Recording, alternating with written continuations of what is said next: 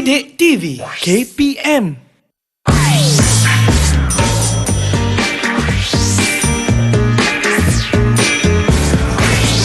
Didik TV KPM.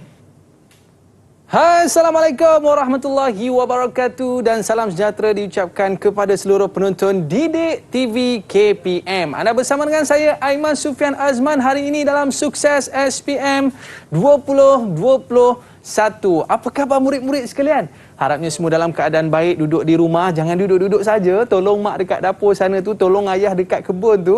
Dan yang paling penting sekali, jangan kita ponteng kelas online kita, okey? Dan murid-murid macam biasa, kekalkan penjarakan fizikal, pakai pelitup muka dan sentiasa memakai cecair pembasmi kuman. Baik, hari ini kita dalam mata pelajaran. Mata pelajaran apa murid-murid? Kita nak tahu? Jom kita saksikan profil guru kita pada hari ini.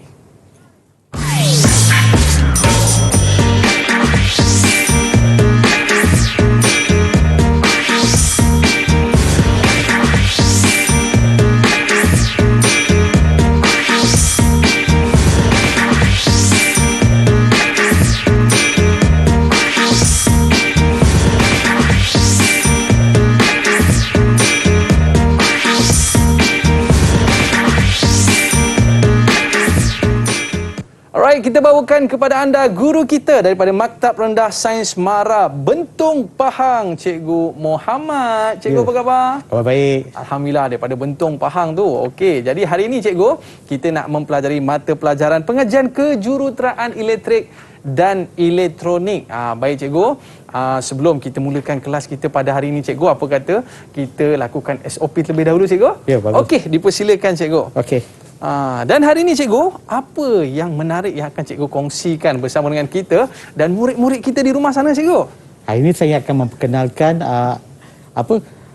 teknologi industri yang telah kita ada di zaman sekarang, yang kita telah pakai sekarang. Wow, maknanya negara kita ni bukan calang-calang dah cikgu ya? Ya. Banyak membawa satu sistem-sistem yang cukup canggih untuk kita memodernkan lagi sistem yang ada sekarang. Betul cikgu? Betul. Baik, jadi sebelum kita mulakan kelas kita pada hari ini cikgu, saya nak jemput kawan-kawan saya cikgu. Ya. Untuk bersama dengan kita pada hari ini. Dipersilakan murid-murid.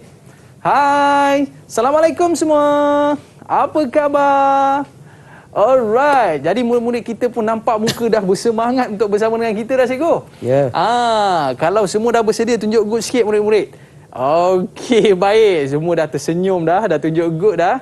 Jadi kita nak berkenalan dengan mereka terlebih dahulu cikgu, boleh? Boleh. Baik, kita nak mulakan yang pertama bersama dengan Nur Sahasna. Okey, boleh kenalkan diri anda dan juga cita-cita anda. Hai, nama saya Nur Sahasna Syabila binti Muhammad Izlan Shah. Cita-cita saya untuk menjadi electrical engineer. Okey, baik. Kalau macam tu kena belajar betul-betul lah dengan cikgu ya. Ya. Okey, baik. Seterusnya kita nak bersama dengan Farhan. Dipersilakan Farhan. Assalamualaikum, nama saya Muhammad Farhan Hakimi bin Muhammad Razi.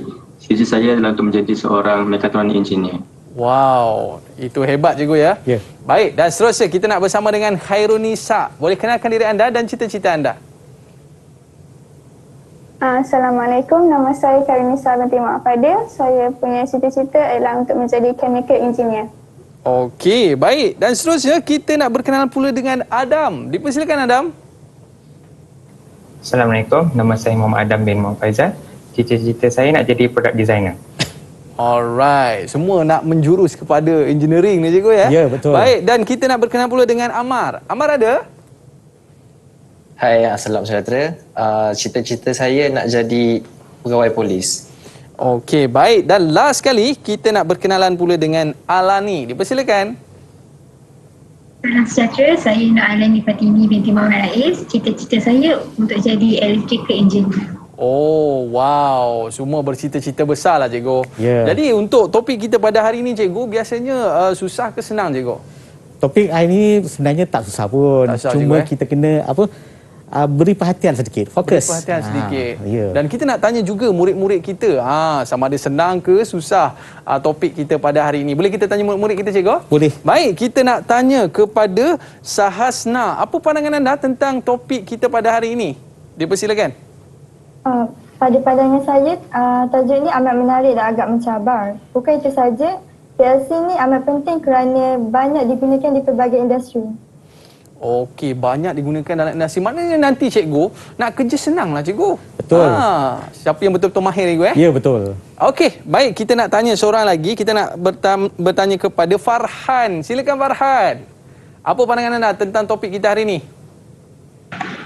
Pada pendapat saya, tajuk ini sangat best untuk didalami sebab kita akan tahu lebih banyak lagi tentang komponen-komponen yang kita telah belajar pada tajuk elektronik digit yang kita dah belajar.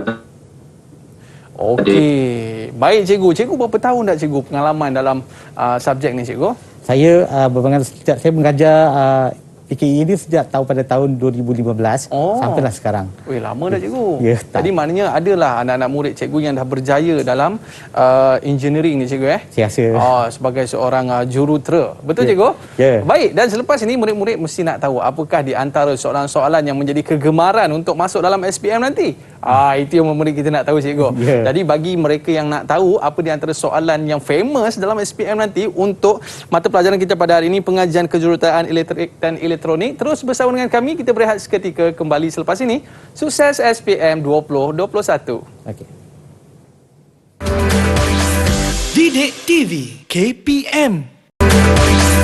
Didik TV KPM. Alright, kembali bersama dengan saya Aiman Sufian Azman di Didik TV KPM. Hari ini kita nak mempelajari mata pelajaran pengajian kejuruteraan elektrik dan elektronik. Baik cikgu, kita nak tengok murid-murid kita ni dah bersedia ke belum untuk mengikuti kelas pengajian bersama dengan Cikgu Muhammad pada hari ini. Kalau dah, tunjukkan good sikit murid-murid. Okey. Boleh Okey, baik. Biasa engineer ni dia kena bersemangat. Betul cikgu? Ya, betul. Okey, baik cikgu, tanpa buang masa lagi, apa kata kita mulakan kelas kita pada hari ini? Boleh cikgu? Okey, boleh. Okey, persilakan cikgu. Okey, bismillahirrahmanirrahim. Okey, hari ini kita akan mulakan untuk belajar dengan tentang PLC. Selalunya kita daripada kita ni kita panggil dia PLC, lebih mudah untuk kita dengar. Alright. So, PLC sebenarnya adalah daripada pengawal logik boleh atur cara. Okey, pengawal boleh atur cara. So, bila perkataan boleh atur cara tu, itu bermaksud kita akan buat sedikit programming. Okey, programming bermaksud kita programming pun tak susah, programming mudah sahaja kan. Cuma apa yang kita perlu buat, kita perlu fokus. Kita perlu fokus dan kita boleh dapat semuanya. Okey. Right, seterusnya kita akan tengok dia punya objektif pembelajaran dulu. Apa yang kita nampak hari ini, kita akan menyatakan fungsi PLC. Kita nak berkenalan dulu dengan PLC itu, apa itu fungsi dia. Dan seterusnya kita akan menerangkan fungsi setiap komponen PLC itu. So PLC ni dia sebenarnya adalah macam komputer lah kan. Kita nak kenal juga dia, barang-barang dia, apa dalamannya kan, supaya kita boleh tahu apa benda yang PLC itu. Dan seterusnya kita akan menerangkan arahan asas saja. Arahan asas ni maksudnya asas. Sebab kataannya asas, bila asas tu basic lah. So janganlah takut. Bila kita kata atur cara, kita takut kan. Betul. Ini asas sahaja. Okey. So next buat yang kita buat adalah kita nak tengok pula dia punya kita nak membina pengatur cara mudah tu menggunakan arahan asas. Kita nak bina sikit. Kita kenal dan kita bina. Okey. So pada slide yang pertama ini, kita nak berkenalan kan. Berkenalan dengan pengawal logik atur cara. So ini sebenarnya adalah pengawal logik atur cara.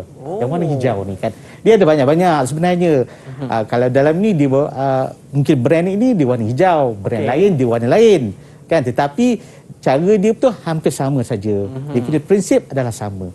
So kalau kita nampak di sini, PLC dia akan dipasang pada satu board. Okey, board. So di sini adalah dia punya MCB, ini PLC. Dan seterusnya di sini adalah dia punya geganti ataupun relay, dan seterusnya ini adalah sambungan point-point wire yang kita akan gunakan nanti. So benda ni sebenarnya kita ada satu lagi yang kita namakan sebagai power module. Mana kita letakkan bekalan kuasa di situ. Okey, seterusnya kita tengok apa itu PLC. PLC itu sebenarnya adalah satu sistem yang berasaskan microprocessor. Kalau kita sebut dalam bahasa Inggeris, microprocessor lah kan. Mudah kan, senang. Saya jarang nak cakap dalam microprocessor kan. So ini adalah perkataannya microprocessor dalam bahasa Melayu untuk mengawal mesin dan proses industri. So kita sekarang ni bukan nak simple punya, ini industri punya kan. So kita kena tengok sikit apa benda.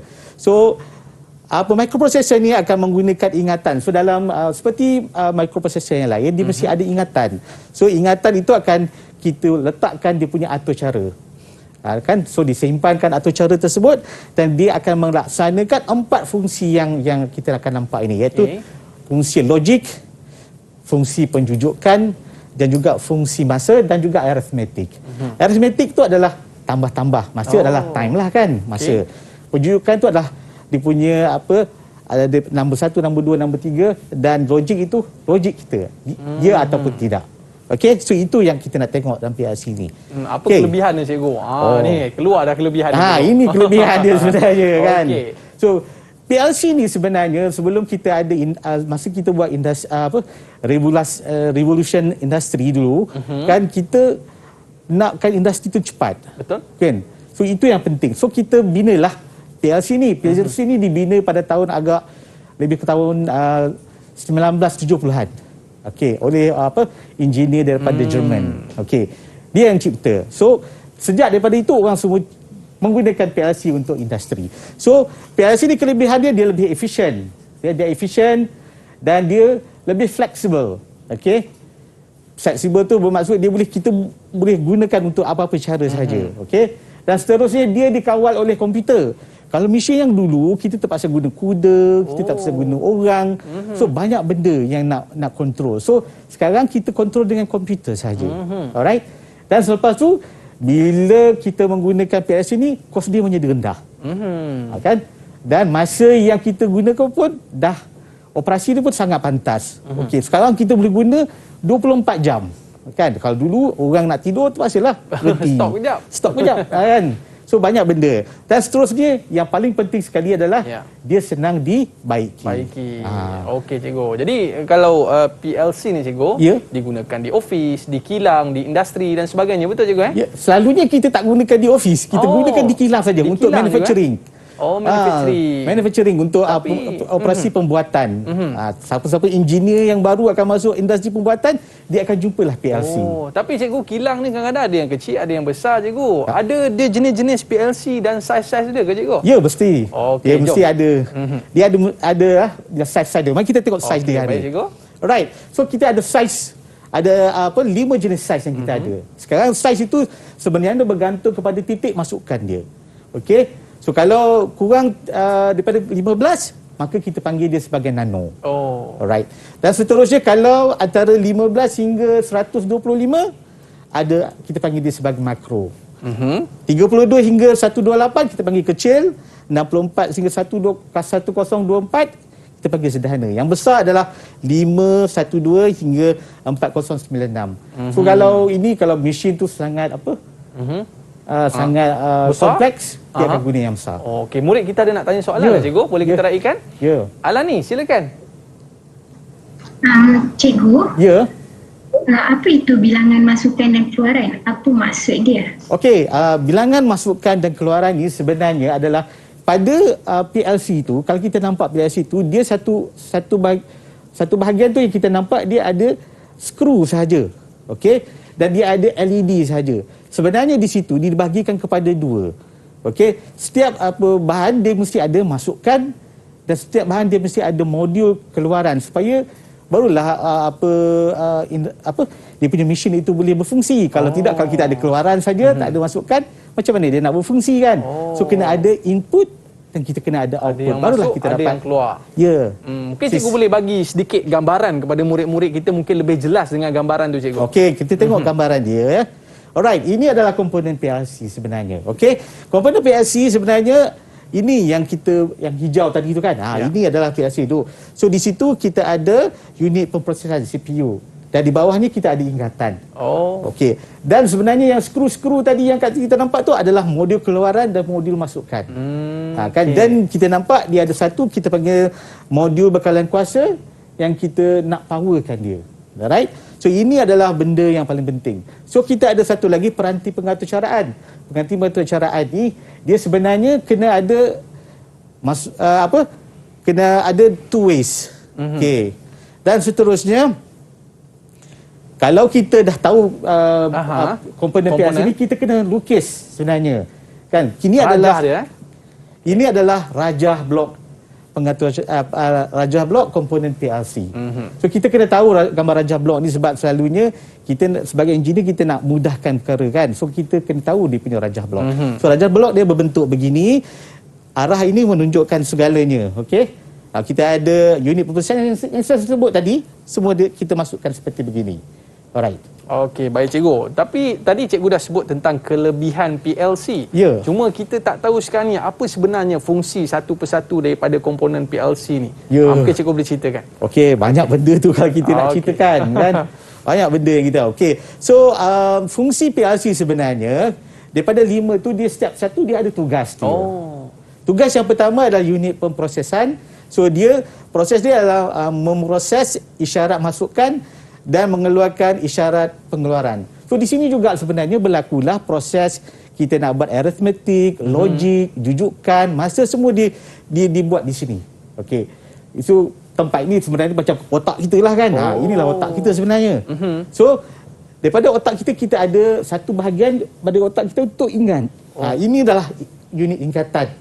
So dia akan menyimpan atau cara dan semua data yang ada. Okey. Dan seterusnya kita ada bekalan kuasa. So bekalan kuasa ni adalah untuk membekalkan 24 volt supaya kita semua boleh berfungsi. Macam kita lah kan, kalau kita nak berfungsi kita kena ada kuasa kan. Betul. So kita makan lah kan. Ini tempat kita makan lah. Okey. Alright. So dan seterusnya modul masukan dan modul keluaran. So ini adalah sebenarnya adalah macam kita antarmuka. So ini tempat kita nak masukkan sesuatu, nak keluarkan sesuatu. Dan last sekali kita ada peranti pengatur syaraan yang mengatur cara PLC. So kita ada alat lah yang memasukkan something ke dalam kita punya memory. Yalah cikgu, kadang-kadang kita ni manusia kadang ada part tu kadang kita terlupa. Ya, betul. Ada punya sukatan dan sebagainya. Jadi dengan adanya PLC ni cikgu untuk menyelaraskan, betul cikgu? Dan untuk memudahkan urusan kita. Mungkin itulah tugas dia sebenarnya. Dia akan menseragamkan supaya kita tahu perkataan SOP sekarang kan. Ini adalah standard operating procedure yang akan mengawal segalanya kan. Maknanya tak larilah cikgu Dia tidak akan lari. So maka pengeluaran yang kita dapat itu adalah uniform, sangat seragam, dan kalau dikeluarkan tu dia banyak dia cepat, semua benda macam tu. Okey, baik cikgu dah tunjuk dah beberapa perkara berkaitan dengan PLC ni cikgu. Mungkin ada tak bentuk-bentuk soalan ataupun contoh soalan yang boleh ditanyakan untuk PLC ni cikgu? Bagus Iman, kita masuk pada soalannya ya. Okey cikgu. So soalan yang pertama sekarang ni kita dah berkenalan kan, so kita kena tengoklah soalan-soalan perkenalan dulu. Betul. Kan. Sebelum kita pergi mengatur cara. Okey, soalan yang pertama. Berikut adalah pernyataan yang berkaitan dengan PLC. Tandakan betul bagi pernyataan yang benar dan pangkal bagi pernyataan yang salah pada petak yang diberikan. So hari ini apa yang kita buat adalah kita kena baca betul-betul apa pernyataan-pernyataan tersebut. Ya. Okey. Sistem yang digunakan untuk mengawal mesin dan memproses industri. Kita tengok anak-anak murid kita. Macam Amar tu dia macam nak cuba, dia dah senyum dah tu cikgu. Boleh kita nak minta Amar tolong cikgu? Ya. Boleh? Silakan Amar. Boleh. Jawapan saya betul. Betul? Okey, betul. Tanda right. Ya, betul. Betul. Tepat sekali Amal. Okey, soalan yang kedua. Sistem yang berasaskan mikroprosesan. Siapa pula? Adam. Silakan Adam. Jawapan dia betul cikgu. Betul juga. Oh, betul. Betul juga cikgu. Ya, sistem berdasarkan mikroprosesan. Ya, betul. Okey, seterusnya. Soalan yang ketiga. Farhan, silakan. Jawapan dia betul juga ibu. Mikroprosesan hanya melaksanakan proses mengingat dan menghantar keluaran. Anda pasti, Farhan? Pasti Farhan. Saya rasa salah cikgu. Kenapa Amal? Kenapa salah? Apa yang cikgu kata tadi, mikroprosesan menggunakan ingatan yang boleh diatur cara untuk menyimpan arahan dan melaksanakan fungsi. So ada banyak lagi kan, sebab dia ada logik, dia ada masa. So dia ada banyak lagi benda tu sebenarnya. Okey. So jawapan dia sebenarnya salah. Okey. Maknanya lepas ni cikgu dah takkan salah dah cikgu. InsyaAllah lah. Dah takkan salah dah. Okey, baik cikgu. Okey, kita tengok soalan yang kedua pula. Okey, soalan yang kedua, nyatakan kelebihan PLC. So, siapa nak cuba? Silakan. Sahasna. Okey, Sahasna. Jawapan saya efisien, fleksibel dan kos yang rendah. Efisien, Okey. Fleksibel. Okey. Okey, betul. Fleksibel. Kos yang Yang murah. Aha. Kos yang murah. So ada tak jawapan-jawapan yang lain yang kita nampak? Okey, siapa nak cuba untuk tambah lagi? Kok Ha. ada jawapan dia yang lebih panjang lagi ke? Ada ke murid-murid kita nak cuba? Ada siapa nak tambah? Okey, Alani. Okey, Alani, tambahkan. Dikawal oleh peranti komputer, mudah untuk dibaiki. Okey. Jom kita tengok. Masa operasi yang pantas dikawal oleh komputer, Mudah untuk mudah dibaiki. dibaiki dan dikawal oleh peranti komputer. So ada tambah satu lagi iaitu masa operasi yang sangat pantas. Right. Maknanya cikgu tadi markahnya 3 cikgu. Ya, markahnya 3 tapi yang ini kita nak tanya 3 kan. Yang ini tambahan. Tambahan lah Mungkin juga, tambahkan kan. So satu jawapan? isi, satu jawapan, satu markah. Cantik cikgu. Ya. Baik. Kita nak pergi kepada yang seterusnya cikgu. Okey, soalan yang seterusnya. Okey, soalan yang nombor 3.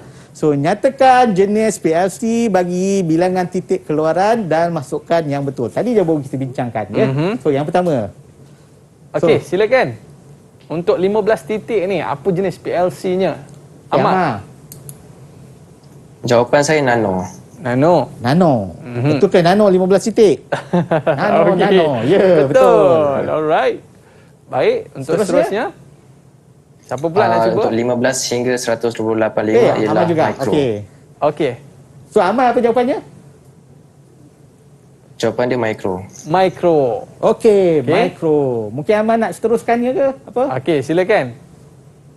Jawapan yang terakhir ialah kecil.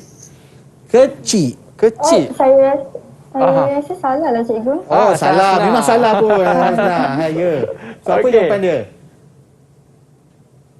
Sasna, jawapannya apa tu?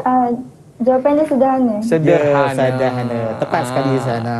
Maknanya Okey, kena itu sahaja.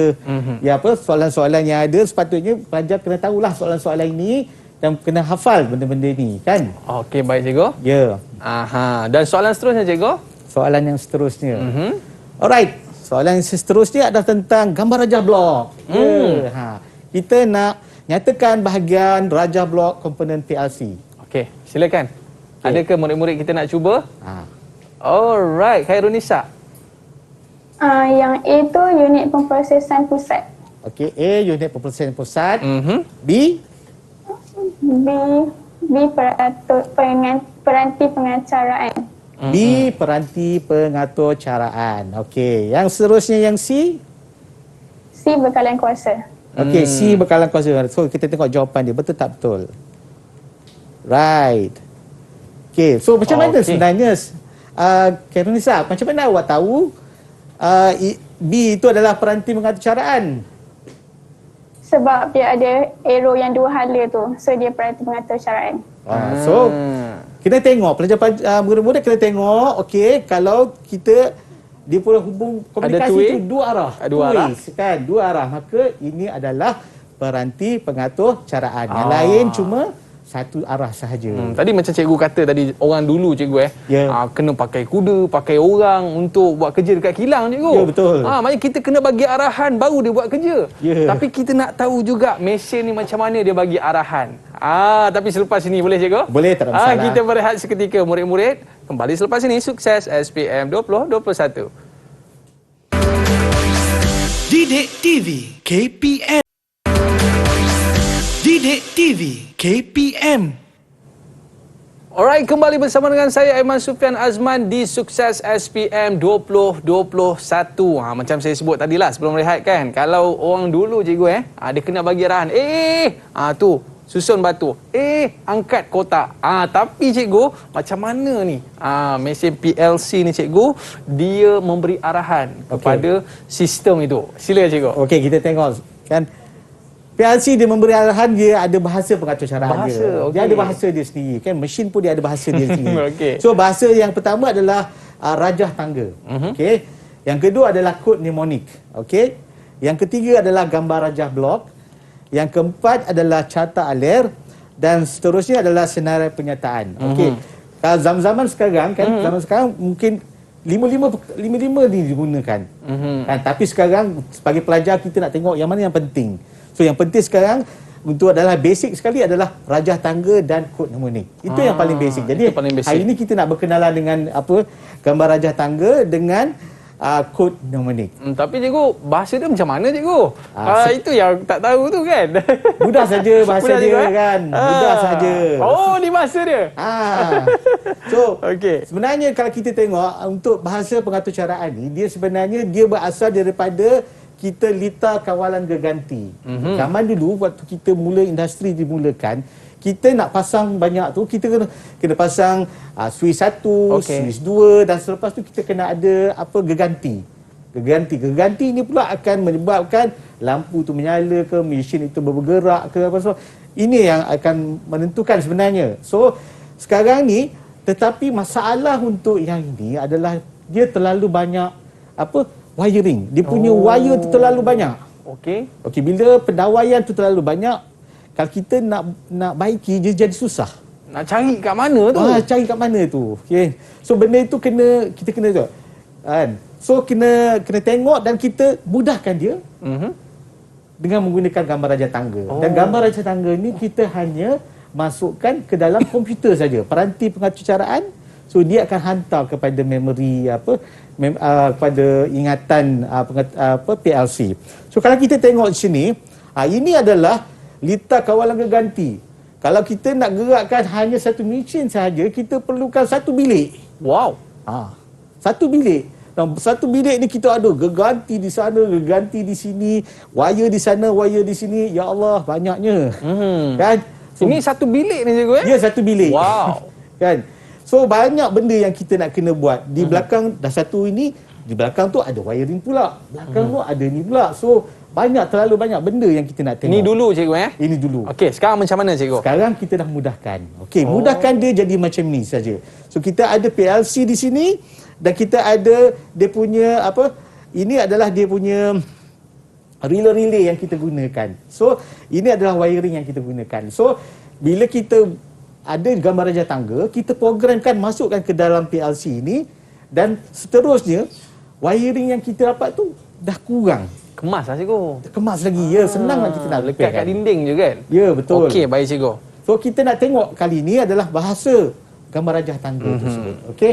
So gambar rajah tangga tu sebenarnya dia terdiri daripada 3 je sebenarnya. 3 je saja. 3 saja. 3 saja.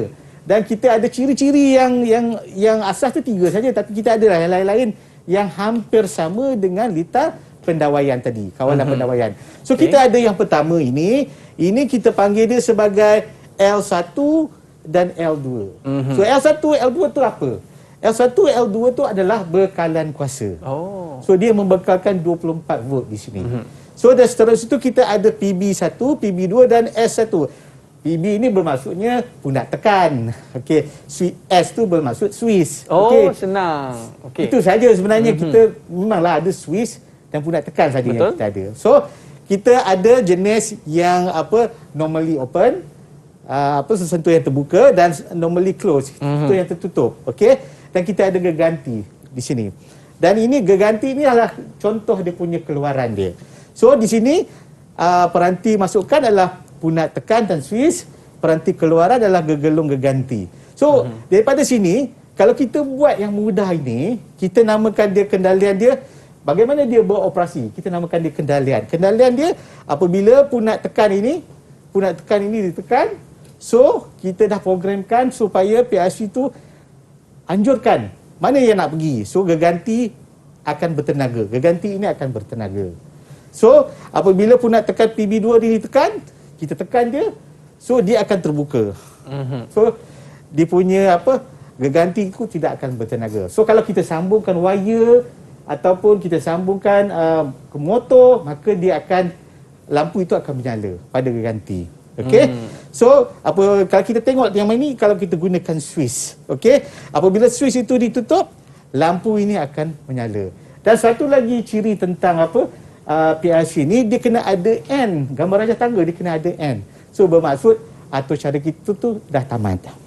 Okey. So kalau kita tengok di sini, ini kita panggil dia sesentuh lazim buka. Sesentuh lazim buka ini kalau simbol pendawaian dia begini, tetapi dalam PLC, dalam gambar rajah tangga bentuk dia begini. Alright? Dan sesentuh lazim tutup, dia bentuk simbol pendawaiannya bentuk begini. Okey. Tetapi kalau dalam gambar raja tangga bentuk dia begini. So kita kena ingatlah yang ini. Dan keluaran dia mesti bentuk bulat, hampir sama saja. Okey. So yang ini sahaja yang kita ingat. So susah ke? Senang saja kan? Senang cikgu. Maknanya pendawaian dengan PLC simbolnya berbeza lah cikgu Ya, simbolnya berbeza sedikit. Okey, baik. Jadi sekarang ni kita nak buat betul-betul ni cikgu. Macam mana kita betul. nak buat simulasi pengaturcaraan ni cikgu? Okey. Okey. Okey, kalau kita tengok sini, kalau dalam pengaturcaraan, kalau kita belajar saja dengan hanya mengingat saja, dia tidak akan bermanfaat. So kita kena buat pengaturcaraan. Praktis terus. Okey. So dalam internet sekarang dia ada banyak source yang macam ini kita dapatkan source yang percuma sahaja. So kita tekan dalam Google cari search simulasi. Dan kita keluarlah kan. Okey. So kalau kita tengok sini, saya telah sediakan satu video. Mari kita lihat video tersebut macam mana saya jalankan satu operasi PLC menggunakan gambar raja tangga. Boleh? Jom kita saksikan.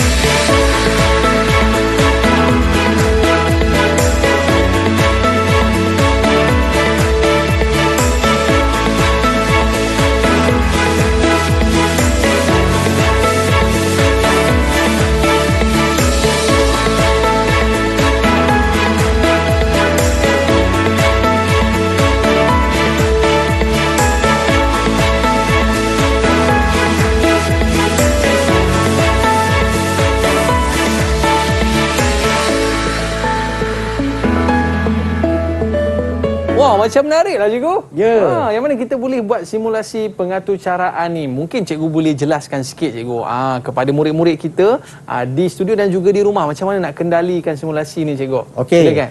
Kalau kita tengok balik dalam video tadi, yang sebenarnya saya tunjukkan yang pertama sekali itu adalah dia punya button-button yang kita ada. Okey. Kita ada button masukkan dan kita ada button edit tools. Okey, itu saja yang kita nak gunakan. So yang itu adalah rang. Kita panggil dia sebagai rang. So, bila rang itu kita tambahkan dia punya switch yang kita nak. Okey. So kita tambahkan load yang pertama adalah switch itu, dan di bawah itu kita ada satu declaration. Kita kena declarekan apa benda yang kita nak masukkan itu. Right? So kita tambah lagi switch yang kedua, dan switch itu saya tukarkan dia jadi normally close. Sesuatu lazim tutup. Dan yang ketiga tu saya tambahkan sebagai output. Okey. Dan seterusnya kita tambah lagi rang untuk yang kedua, kita tambah switch. Okey. Dan kita tambah lampu satu. Dan kita kena declare lah. Biasalah tu kan. Kita declare. Dan selepas kita declare, kita nak cuba run benda ni. Okey. Right. Kita nak tengok dia berjalan ke tak berjalan lah. Ya, kita kena tengok lah berjalan tak jalan. Right. So, kita nak mulakan simulasi ni tersebut. So, kita tekanlah button yang hijau tadi. So, dia jadi warna merah, masuk benda tu bergerak. So, bila kita tekan salah satu switch yang pertama, lampu itu akan menyala. Okey. Dan kita tekan yang switch yang kedua, dia memutuskan litar tersebut. Okey, seperti yang kendali yang saya cakap tadi. So, yang di bawah itu, bila tekan di bawah, dia akan terus menyala. Lampu itu akan menyala. Maknanya cikgu, bila kita tekan jemputan hijau tu, dia akan berjalan lah. Ya, kita tekan dari sini, yang ini akan berfungsi. Kita tekan yang ini, dia akan memutuskan. Maknanya setiap kali perubahan yang kita buat cikgu, setiap kali tu kita kena uji. Ya, betul. Okey cikgu. Ya.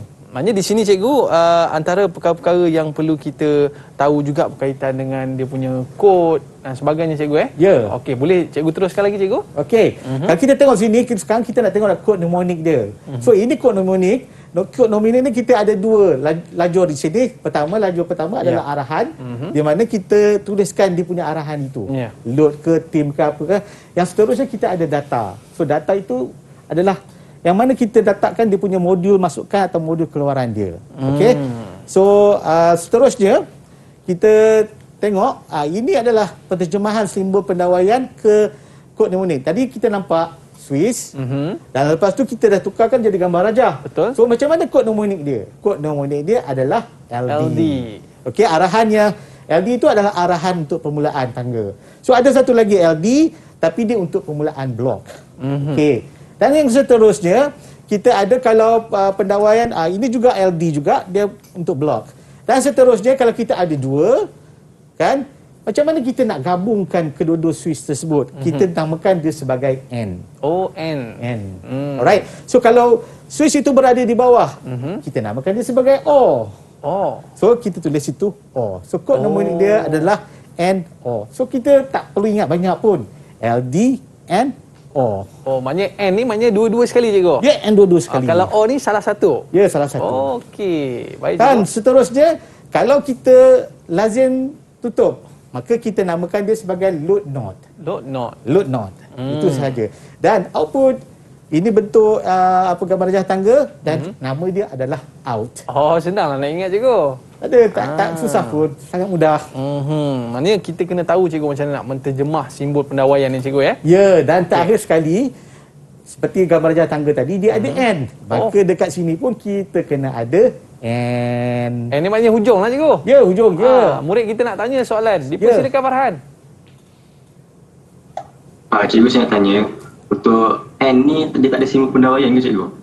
N ini dia tak ada simbol pendawaian sebab di N ini adalah kita nak menamatkan saja. So kita kalau gambar rajah tangga ada dia N, maka kita tak boleh tunjukkan N tu bagaimana kan. Tapi itulah yang cara dia kita nak menamatkan. Alright, seterusnya kita nak bina kod gambar rajah tangga, kita nak bina kod nominal. Macam mana kita nak buat? So kita kena ikutlah satu persatu. So kali ini saya kena nampak. So kalau kita nampak yang pertama, saya solvekan yang pertama dulu. Okey, macam mana kita nak buat? So yang arahan yang pertama adalah kita akan letak load. So arahan kita letak load bersamaan dengan dia punya simbol dan kita letak out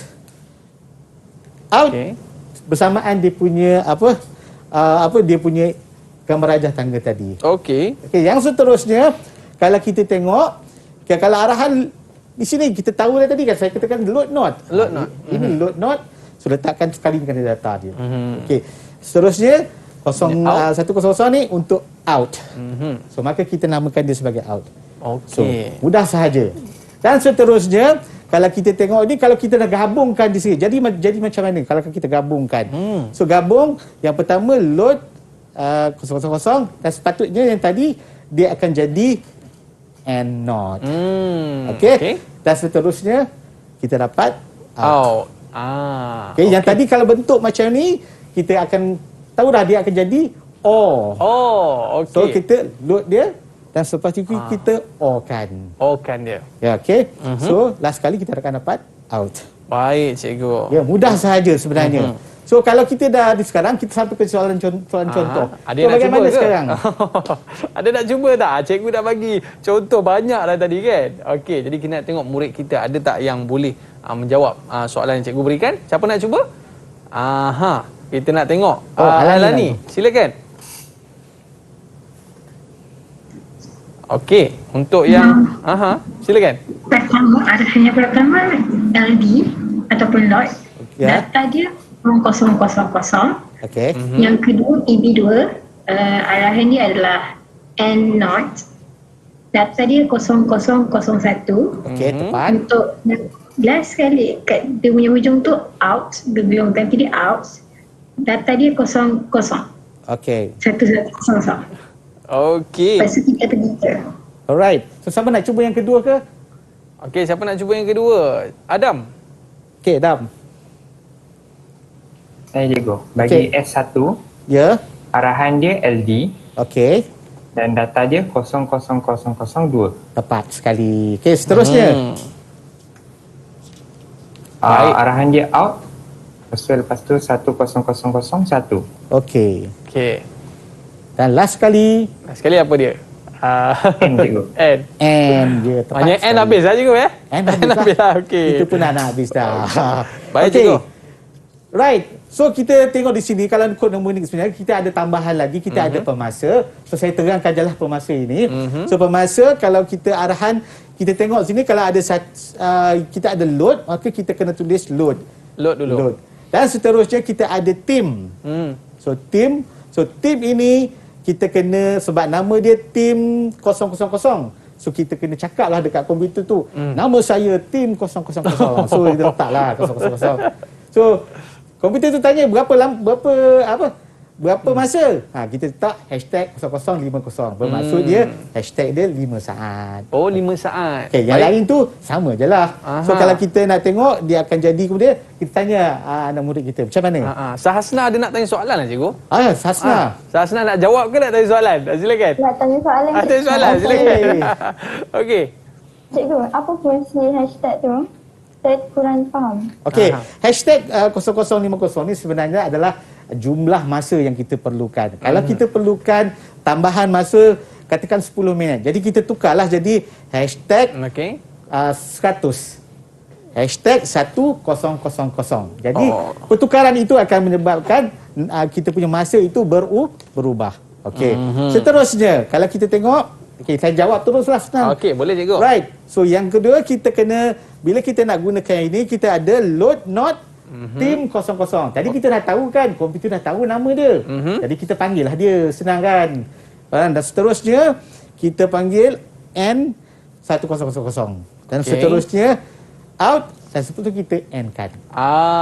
Maknanya cikgu, yang hujung tu saya tahu. N. Ya, tepat sekali. Okey, baik cikgu, kita nak tengok lagi beberapa contoh untuk kita lebih memahami, untuk kita memindahkan kepada kod mnemonik. Okey cikgu Okey, kita berehat seketika. Murid-murid jangan ke mana-mana, kembali selepas ini. Sukses SPM 2021. Okey. Didik TV KPM. Didik TV KPM. Alright, kembali bersama dengan saya Aiman Sufian di Sukses SPM 2021. Tadi kita dah tunjukkan, cikgu pun dah tunjuklah, bukan saya tunjuk, cikgu tunjuk, iaitu rajah tangga nak dipindahkan kepada kod mnemonik. Jadi cikgu mungkin ada lagi contoh yang cikgu boleh tunjukkan kepada kita semua untuk kita lebih faham tentang bagaimana kita nak memindahkan kod tu cikgu. Yes. Banyak lagi. Ada satu lagi contoh yang saya nak tunjukkan. So yang kali ini tadi kita gunakan pemasa. Nah, kita dah belajar dah tentang pemasa ini dan pemasa itu sebenarnya adalah timer. Okey, kalau kita nak gunakan dalam kita punya industri kita nak bagikan set masa kan. So itu adalah timer. Maknanya hashtag tu cikgu untuk masa tu juga Ya, masa. Saya ingat sebab biasa dekat media sosial cikgu. Okey, baik. Terus cikgu. Okey, seterusnya kita ada satu lagi selain pada pemasa, kita ada satu lagi yang kita namakan sebagai counter. Counter itu adalah pembilang lah kan. Pembilang. Kalau dalam bahasa Inggeris kita panggil counter lah, tapi dalam bahasa mnemonik pun dipanggil dia counter kan. Dipanggil ni, CNT. Ya. So, ini adalah pembilang. Okey, pembilang ini akan kita ada juga pembilang sama juga macam pemasa tadi, kan? Kali ini kita panggil lah pelajar-pelajar kod. Okey. Kita cubakan pelajar-pelajar macam mana kita nak buat. Ni last ni, siapa murid nak cuba ni? Okey, siapa nak cuba? Khairunisa nak cuba ke? Siapa nak cuba? Boleh, boleh. Okey, silakan. Khairunisa nak cuba cikgu. Okey, kita cuba. Okey. Okey, arahan yang pertama saja. Arahan yang pertama saja. Arahan yang pertama LD cikgu. LD dia punya ada Data data. 0000. Okey. LD 00000. Ya, jangan lupa ya 0000 ini sebab dia sangat penting, kan? Kalau tak ada LD 000 ni, tak ada markah. Tak ada markah. So kena penting, benda ni kena sebut juga. LD 000. Okey, langkah yang kedua, siapa pula? Amar. Silakan Amar. Jawapan saya untuk arahan ialah LD. Okey. Dan data dia 00001. Okey. LD 00001. Okey. LD 0001. Okey. Ini berbeza sedikit daripada pemasa tadi. Tadi pemasa tadi kita terus declarekan dia punya dia punya timer. Tapi di sini disebabkan pemasa kan dia mesti ada permulaan dia dan pengakhiran dia. Jadi kita kena declarekan kedua, kan? Kedua-dua ni kita kena declarekan. Dia punya permulaan dan juga pengakhiran. So kena buatlah, kan? So dan selepas itu, kita tengok belajar. Siapakah yang boleh yang arahan yang seterusnya? Silakan. Okey, Farhan. Kaunter tu nak tulis macam mana, Farhan? Silakan. Untuk kaunter tu arahan dia CNT. Okey. Untuk data dia 001. Lepas tu dekat bawah dia data juga hashtag 0010. Okey. Oh, yang ni pun ada hashtag juga Kena ada hashtag. Okey. Okey. So CNT 0001. Bermaksud dia sekarang ni kita cakap kat komputer kaunter saya, pembilang saya, nama dia 001. Okey. Sebab kenapa kita kena namakan 001? Sebab kemungkinan di dalam satu lita dia boleh ada 2 kaunter. Jadi kita kena namakan dia 0001. Supaya kita tahu kaunter mana yang kita nak mulakan. Dan kita seperti tadilah pemasa tadi, dia kena ada hashtag 000110. So ini adalah data dia. Okey, baik cikgu. Seterusnya. Ya, Hasna. Arahan dia LD, dia punya data CNT 001. Okey, LD. So sini LD. So bila kita dah panggil dia LD, so data dia kena panggil CNT 001 kerana kita nak panggil dia sekarang. Kita nak panggil kaunter yang mana satu kan kita nak panggil. Okey, kita nak panggil kaunter yang nombor 1 ini. Jadi kita dapatlah. So kita panggil namakan dia CNT 001. Okey, last Hasna. Apa pula seterusnya? Ni senang je ni. Jawapan dia out. Out. Data Okey. dia 10000. Yang ujung sekali biasa jawab cikgu. N.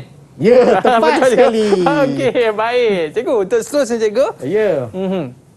So ini adalah contoh yang ni. So kita akhirkan kita punya program ini dengan kita letakkan sebagai N. Atau cara dia sebut dengan N. Dan seterusnya kalau kita tengok macam mana kita nak bila kita nak buat atur cara tu, kita punya kod mnemonik itu macam mana kita nak masukkan kepada dia punya PLC.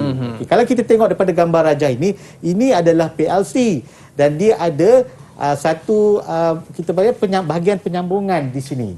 Okey, bahagian penyambungan ini sebenarnya kita gunakan dia untuk untuk menghantar dia punya kod-kod mnemonik daripada yang di bawah tu, daripada di sini, daripada dia punya peranti pengatur caraan tu, bila kita dah programming dia, kan, kita dah selesai programming, kita tekan N, dan selepas tu kita tekan send. So dia akan hantar di sini. Maknanya hantar arahan ni cikgu ya? Hantar arahan sahaja. Okey, baik cikgu.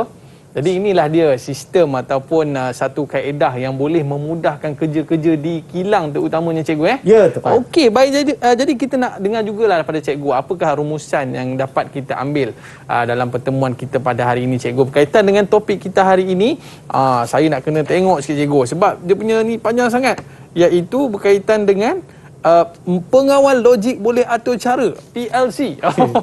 Silakan cikgu. Okey. So nama dia mungkin agak sukar kan, tapi sebenarnya kalau kita mudahkan dia, kita panggil PLC. Okey, PLC ni sebenarnya adalah satu sistem otomasi. Dia otomasi. So kita nak bagi dia automation. So supaya kita dapat jalankan industri itu dengan tanpa kawalan kita. Kan? So dan ia akan menggunakan microprocessor. Okey. So kita guna microprocessor lah, kita tak perlu guna orang lagi. Dan seterusnya, apabila kita dah guna microprocessor itu, so kita kena tahu apa komponen-komponennya. Alright? So komponen-komponen yang kita ada sekarang ni adalah kita ada 5 komponen tersebut dan dia akan memproses arahan dan dia akan sampaikan menggunakan modul masukan untuk memproses atur cara. Okey. So atur cara itu adalah dia punya dia punya coding-coding programming yang kita nak gunakan. Okey. Dan terakhir sekali, bila kita dah gunakan sistem ini, so sekarang kita hanya belajar. Jadi kita tak perlulah nak tengok benda-benda yang sukar. Kita ada sistem-sistem yang mudah, maka kita gunakan 2 sahaja yang kita nak gunakan, iaitu gambar rajah tangga dengan kod mnemonik. Oh, okey cikgu. Maknanya inilah satu gambaran nampak macam pening juga cikgu. Tapi rupanya bila cikgu dah ajar tadi, rupanya senang je cikgu Ya, bagaimana senang kita sahaja. nak memindahkan rajah tangga ke kod mnemonik. Betul cikgu? Ya, betul. Baik, dan macam mana? Murid-murid okey ke? Okey, sedikit kata-kata akhir pada cikgu lah kepada murid-murid SPM kita. Surat belajar aja cikgu. Okey. Okey. Saya rasa kita dah nak sampai kepada penghujung tahun. So selalunya penghujung tahun inilah tempat kita mana kita nak kembali mengingat kembali apa-apa yang kita telah belajar. So apa yang kita perlu buat adalah kita janganlah terlalu sebabkan PKP ini kita menjadi kelang kabut ataupun sibuk macam mana. So kita ada kawan-kawan, mari kita gunakan kawan-kawan kita, belajar bersama, tanya soalan bersama-sama, mungkin kita akan dapat fokus kepada keputusan yang baik di dalam SPM nanti. Maknanya rugilah kalau murid-murid tidak memanfaatkan Cikgu Muhammad ni untuk anda semua dapat A+ dalam mata pelajaran pengajian kejuruteraan elektrik dan elektronik. Terima kasih cikgu. Yes, dan terima kasih kepada murid-murid yang bersama dengan kita pada hari ini, dan murid-murid di rumah sana ada rezeki kita jumpa lagi, okey. Saya Iman Sufi Azman mengundurkan diri. Bye bye. Assalamualaikum warahmatullahi wabarakatuh.